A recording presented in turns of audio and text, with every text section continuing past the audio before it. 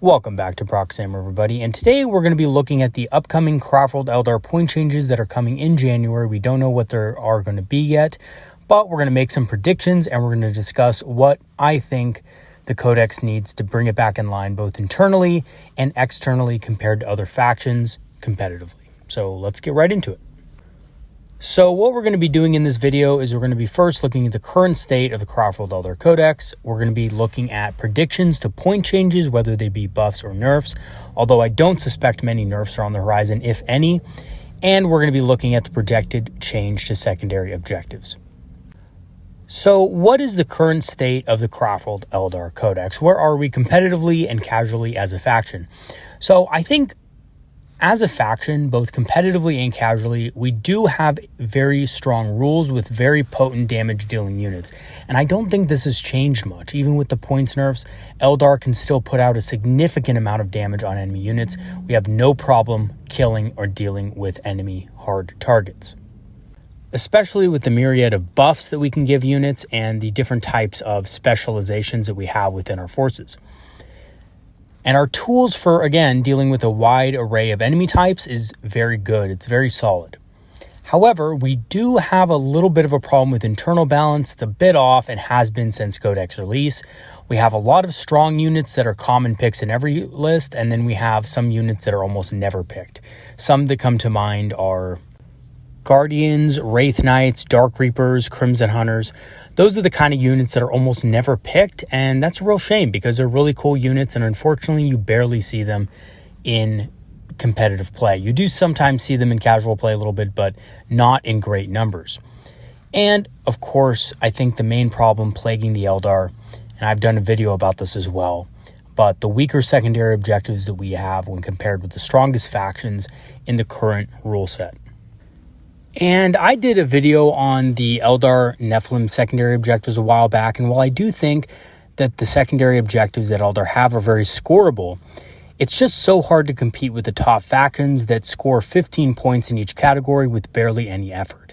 It's a big departure from what we have to do and what other armies have to do that are not within the top factions to actually score a lot of secondary objective points.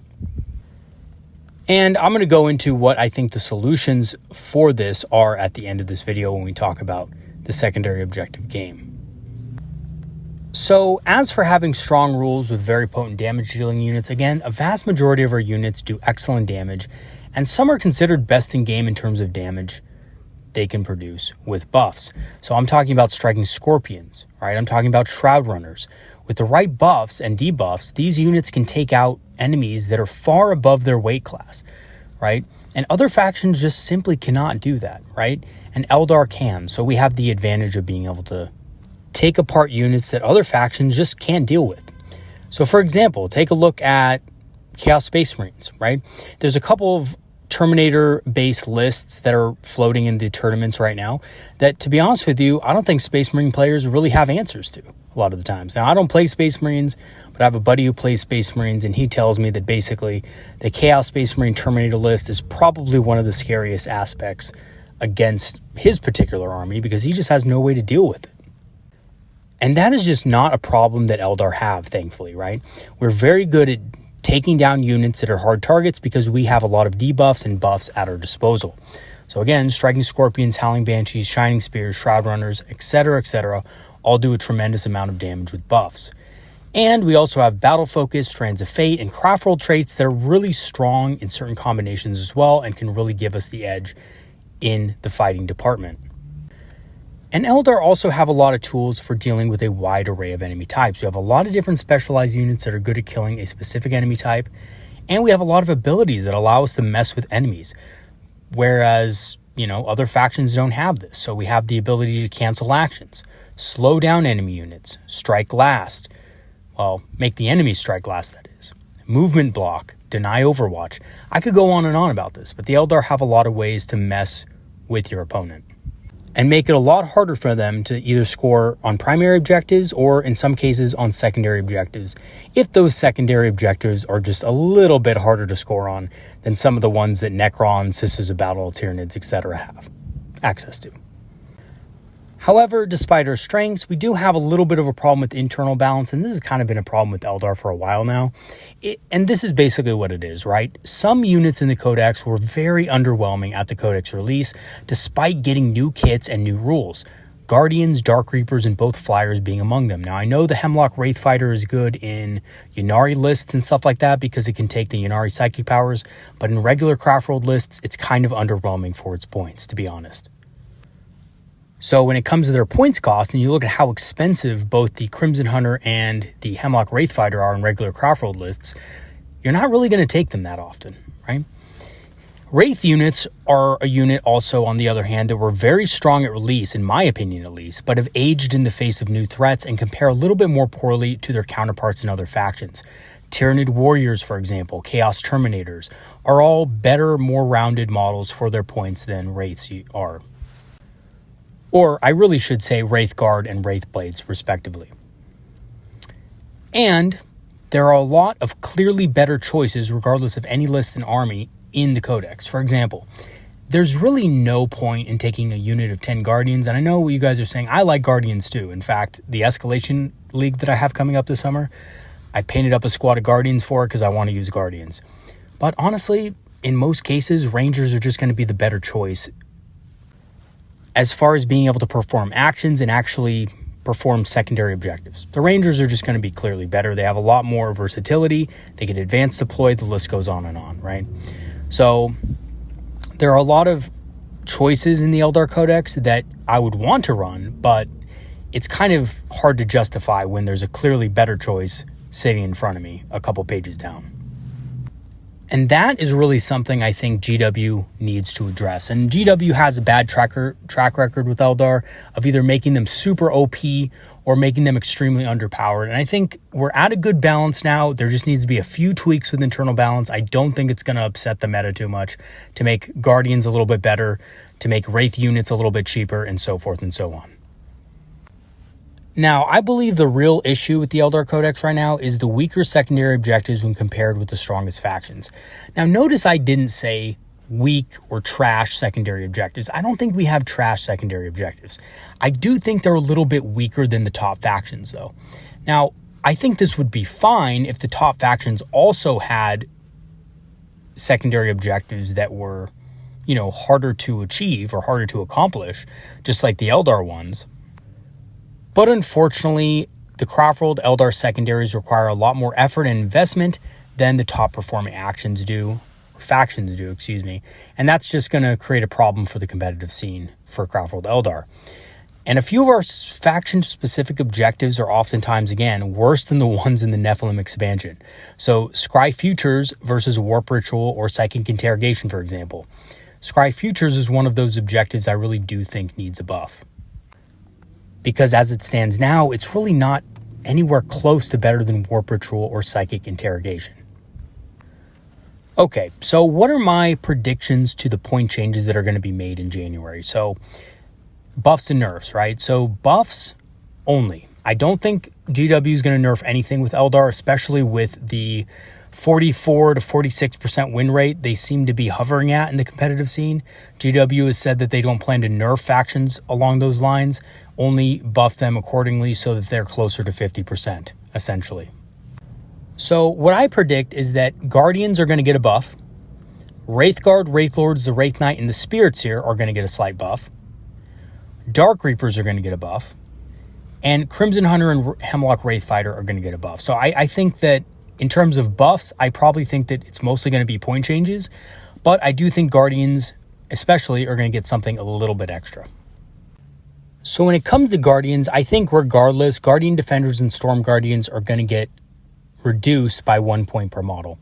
And I think GW realizes that they probably overcosted Guardians when the Codex came out and didn't quite address Guardians as far as the internal balance when they did their first rounds of nerfs, because they were more worried about bringing Eldar back in line with, the balance of the meta, so to speak.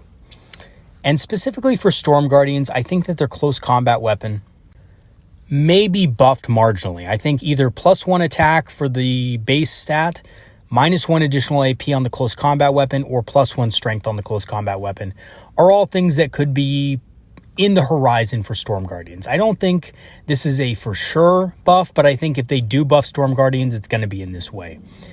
As for the platforms, I think that GW is probably, if they do change them, which I hope they do, because right now they don't really work as intended, I think what they're going to do is platforms are not going to count as models for calculating unit size. That means if you have a squad of 10 Guardians and you have a weapon platform, that's not going to count as a unit of 11 so that enemy blast weapons can just go to town on your unit.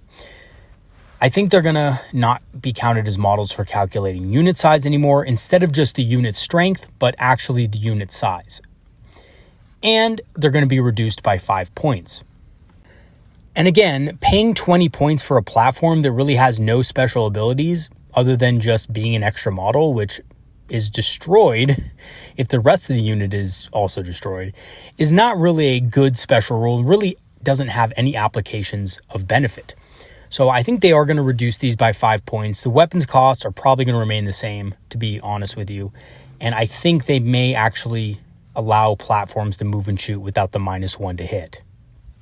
Because again, this is a weapon platform managed by Eldar technology, not managed by the brute strength of the Guardian himself. So it's not like a Space Marine who's lugging around a big missile launcher, right? Or a heavy bolter.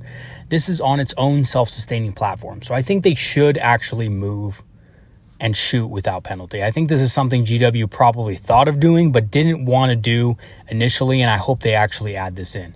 They may not add it in, but it's one of my hopeful inclusions. Now, even if all of these things happen with Guardians, do I think they're going to become this magical OP unit that's taken instead of Rangers? Probably not, but we will see a couple of people take them every now and again, which is all we can really hope for with the minimal changes here, which I think is the minimum of what's needed to make them viable in some builds. I really don't think they're going to be outcompeting Rangers with being able to complete secondary objectives and things like that. Again, scout the enemy is a very popular secondary objective, and I just don't see Guardians filling that role too well. But you are going to be starting to see Guardians appear every now and again in certain builds, and that's good because that's going to increase unit variety in the codex and increase internal codex balance. So I'm hoping these changes can be implemented. As for our Wraith units, so Wraith Guard, Wraith Lords, Wraith Knight, and Spirits here, I think for the most part, these models just need a points tune. Now, as for the Wraith Guard and Wraith Blades, I think having their cost reduced by 5 points per model is a legitimate, kind of thing GW can do to bring them more in line with the rest of what exists out there right now. So Wraith Guard and Wraith Blades actually have a very good core set of rules, I think. And for the most part, they have very deadly weapons, and I think they're pretty effective. The problem is for the Force Shield and Ghost stacks in the D-Scythe variant, you're almost paying 50 points per model for a unit that really doesn't have the 50-point survivability that other factions would have if they paid 50 points for a model. So yes, you have very deadly weapons, but the survivability is nowhere close to the points that they actually cost. So I think a 5-point decrease would be very warranted and bring them more into line with other units. Now, do I think they're going to become better units than, let's say, Tyranid Warriors? Probably not, because Tyranids are just, especially the Warriors are just so versatile and they have such great combat ability, and, they've already been nerfed in points before and they're still very viable. I just think they have a great setup and data slate, or data sheet, I should say, but reducing the cost of Wraith Guard and Wraith Blades is going to go a long way towards making them a little bit more manageable to fit into a list, especially at the competitive level. As for Wraith Lords, I think they're probably going to get their cost reduced by about 10 points. Now, I actually think the Wraith Lord is in a decent place. I know a lot of people at the competitive scene will argue about that and say, the Wraith Lord is a terrible model. It's easy to kill. It's not very survivable and stuff like that. But honestly, I don't think a Wraith Lord's job is to be walking up and taking all the firepower of the enemy army. I really don't think it's its role in this edition. Maybe in past editions, that was kind of more the case, where it would basically take, 12 to 15 missile launchers or last cannons to bring down a Wraith Lord, back in 5th edition. So you could reliably run a Wraith Lord in a, semi-casual or semi-competitive game and expect it to, pull its weight as far as survivability. I don't think you're going to get that this edition. However, it is a great support tool, and I think because it's a support tool, it does need to be a little bit cheaper. So it is great at supporting other units in close combat, or of course with its heavy weapons. It just needs to have a slight points decrease so that you can actually warrant running one to support your units. And yeah, basically that's pretty much what I think it needs. I don't think it needs any further buffs than that. And again, some players might disagree with that, but I really do like the place that the Wraith Lord is in overall. The Wraith Knight, on the other hand, I think is probably one of the worst Lords of War in the entire game. And the reason why is because for its points cost, it's actually extremely fragile for what it costs. And it doesn't do a whole lot of damage when compared with other Lords of War. So if you look at the new Bane Blades as a point of reference, those things are about the same points cost as a Wraith Knight, but they have so much more firepower. And they're actually comparable in some cases in close combat, right? As long as you don't give the Wraith Knight the Titanic Ghostglaive, a Bane Blade actually does more damage in close combat, I believe now. And it has toughness 9, and it has a bunch of other special rules on top of that. Now, if you reduce the cost of the Wraith Knight by 50 points, I think you could more easily argue that the Wraith Knight is a more competitive choice, especially if you just run it bare bones with a Titanic Ghostglaive and the Scatter Shield. I think this would actually be a very good budget choice for a Lord of War at that point cost. So I think that's actually what's needed to give it a place in certain more casual armies. And lastly, the Spirit Seer. Now, the Spirit Seer has kind of been a weird one for me because it's really expensive for only being able to cast one psychic power, and its guided Wraith Sight ability is good, but it's not really that great overall. It's only rerolls of 1 to wound, so it is good, but to make it really effective, you need to have multiple Wraith units. And again, in their current state, Wraith units are just a tad bit too expensive in my mind. So I think the Spirit Seer having its cost reduced by 10 points in addition to the additional points decreases for the other Wraith units, or to increase the number of powers it can cast or no, so if it could cast 2 Runes of Battle powers instead of only 1, I think this would be a great choice and would make the Spirit Seer actually viable in lists that want to run multiple Wraith units. Because to be honest with you guys, I have to say, when I'm looking at a Spirit Seer and I'm looking at an Autarch and I'm comparing which one would be better with Wraith units as far as the buff given aura to, I have to say the Autarch seems like a better choice in some cases, right? Gives rerolls of 1 to hit instead of wound, which, you know, they are a little bit different, but rerolls of 1 to hit. You get an extra command reroll, so you get, you know, more command rerolls with things like, you know, Wraith Lords and things like that really need to make those saves. And the Autarch has really good combat potential and can potentially rip units of Wraithguard out of combat if they're, you know, mucked up by chaff, things like Termagants, or, you know, Imperial Guardsmen are going to try to charge in and just hold them up in combat and things like that. So the Autarch is actually very good for this and is, in my opinion, a lot better of a support piece with Wraithguard at the moment and Wraith Blades than the Spirit Seer is, which may be a little bit controversial, but if you compare them, I think you'll find that the Autarch is actually a little bit more competitive, which is why I think they should reduce the cost of the Spirit Seer or give it an additional power. I think that would go a long way towards solidifying it as a support piece for Wraith units. And then we have Dark Reapers. So Dark Reapers are one of the biggest disappointments of the new codex. When I read these guys' rules, I almost had to take a double take because I couldn't believe how much GW nerfed the Dark Reapers despite giving them a new kit. So I think that GW is probably going to look at this and reduce their cost by 5 points per model and probably think that's enough. It's definitely not enough, okay? But it would make them a little bit more viable and maybe have a place in some more semi-competitive lists. And I also think they could definitely fit better in a casual list as well. And here's my thing. So Exarch powers need to be improved in my opinion. I did a video on a rework of Dark Reapers that's on my channel. You can check it out if you kind of want to know more about my opinions about Dark Reapers and what needs to be changed on Dark Reapers to have them truly fixed and good. But hopefully they kind of take a look at the Dark Reaper XR powers and change them a little bit. I think it's a little bit of a long shot, but in my opinion, very needed. And then of course we have the Crimson Hunter and the Hemlock Wraith Fighter, both of which I think need to have their costs reduced, right? And I say GW will probably reduce their cost by about 20 points per model. I think that's On the conservative side, I think maybe even 30 points might not be bad to do, but GW is probably going to look at that, reduce their cost by 20, and this will make them slightly more viable in a lot of lists. And I know that there are advocates for these two models, but in my opinion, basically the Hemlock Wraithfighter is really only worth its points in a specific kind of Ynnari list. And again, if you're running it in Craftworlds, it can only have the Runes of Battle, which other Warlocks will already have, so it kind of is a waste a little bit. And then the Crimson Hunter is really only good against enemy aircraft. So, you know, it's one of those things where it's an Ultra Specialist, where it's only good against one thing, and that's just not going to cut it for its points cost if you're going against a lot of different enemies. So if you're running in a tournament, you're going to face 3 or 4 enemies. Basically, for the Crimson Hunter to be worth it, each one of those opponents needs to have a flyer.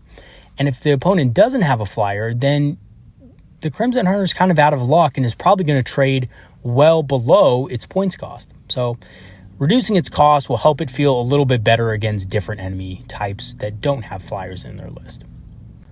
So with those predicted points buffs in mind, are there any other changes that GW might make?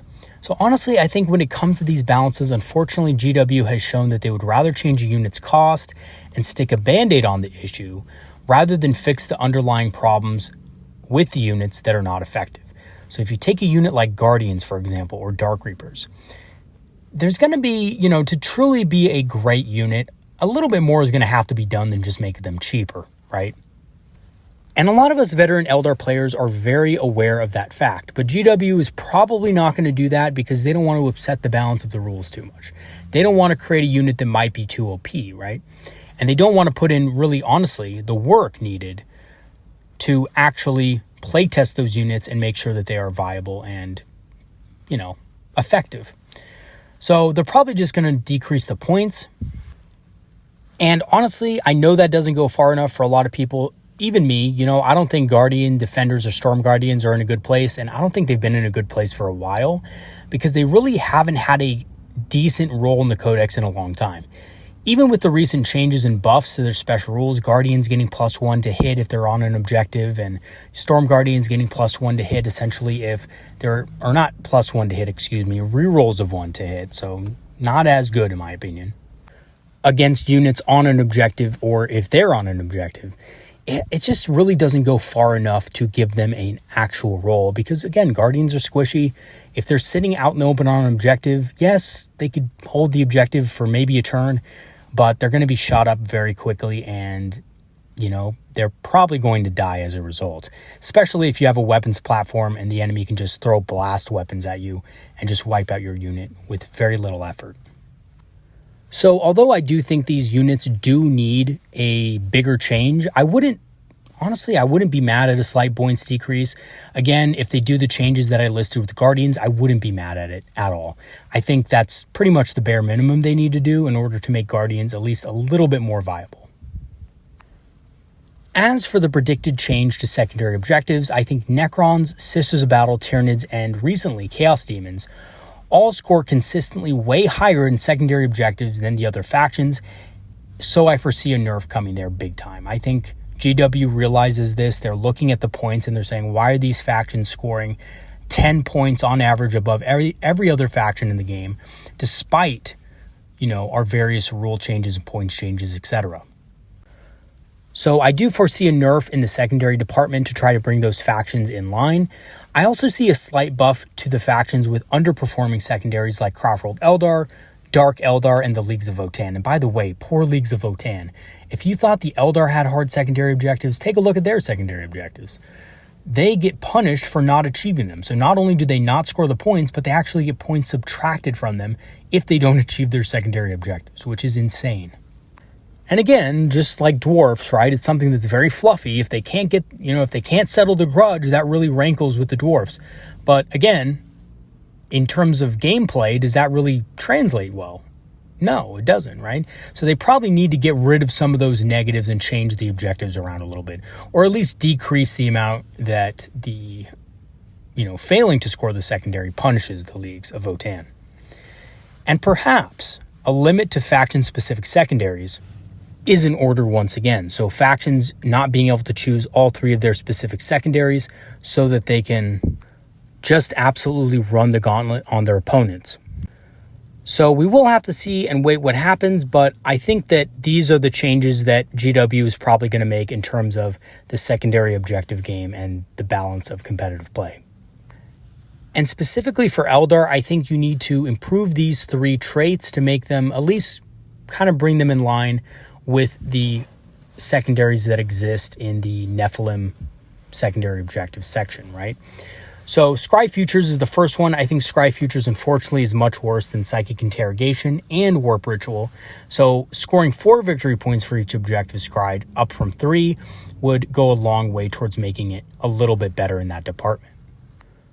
Wrath of Cain, on the other hand, I think you really need to have the score be 2 points for killing an enemy unit in combat, up from 1 point as before, as killing an enemy unit in combat is much harder to achieve than killing a unit at range. So why are they equal in points, right? Why do you score 1 for shooting, 1 for combat when combat is much harder? So I think that they should improve this by 1 point. And lastly, the Scout the Enemy is, again, a really effective Eldar secondary. But I think scoring 3 points outside of your opponent's deployment zone and 5 points if within your opponent's deployment zone gives you a little bit of more leeway when you're running this objective. That means you don't always have to get your ranger unit into the enemy deployment zone to actually have it score a decent number of points. And again, certainly this is one of those objectives that is a high risk, high reward kind of objective, right? Gives you a really high reward for playing a little bit riskier with your units and giving them 5 points if they're within a deployment zone. And again, still giving you a good, decent amount of points if you're not. So I think that's probably a needed change, although out of these 3, I think that's probably the least needed, to be honest, but it would be good to see it anyway. And lastly, the keywords I'd like to see included, but probably won't be. I think Shroud Runners gaining Resonator Shard would be really cool. I think that would also fit their fluff really well. I think Warwalkers gaining Core and Guardian is also something I'd really like to see. Again, Warwalkers are piloted by Guardians, right? So just like support weapons, why don't they have the Guardian keyword? And gaining Core, I think, is also pretty important here. And, you know, if Imperial Guard Sentinels are getting the Core ability, why shouldn't Warwalkers, right? If they're in the same kind of role again. So I think getting Core is something that GW is handing out more and more. And I think Warwalkers should be no exception to this. I think Warwalkers should get the Core ability.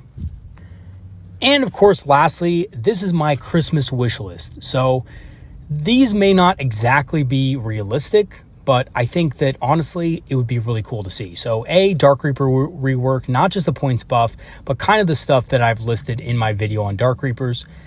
A Night Spinner rework, again, I think giving its weapon some utility or special ability other than just ignores line of sight would be awesome.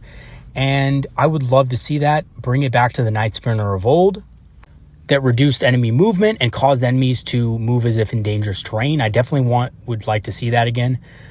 Vibro cannons reducing enemy movement would also be cool. Again, the Vibro cannon doesn't do really much of anything right now. If they gave it some utility like that, I think it would see its way into certain builds.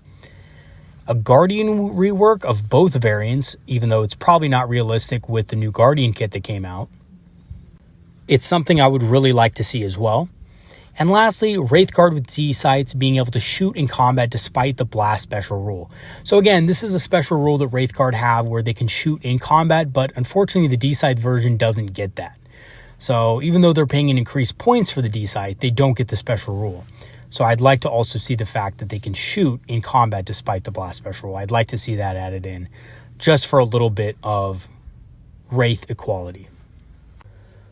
So in conclusion, while I think that some units definitely need more than just a points buff to be effective, I think we don't need a lot overall to be realigned to compete with the top factions in competitive play, especially if their secondary objectives are nerfed. So if we see the top factions' secondaries nerfed along the line, I think Craftworld Eldar are going to jump up in the win percentage of their tournament entries.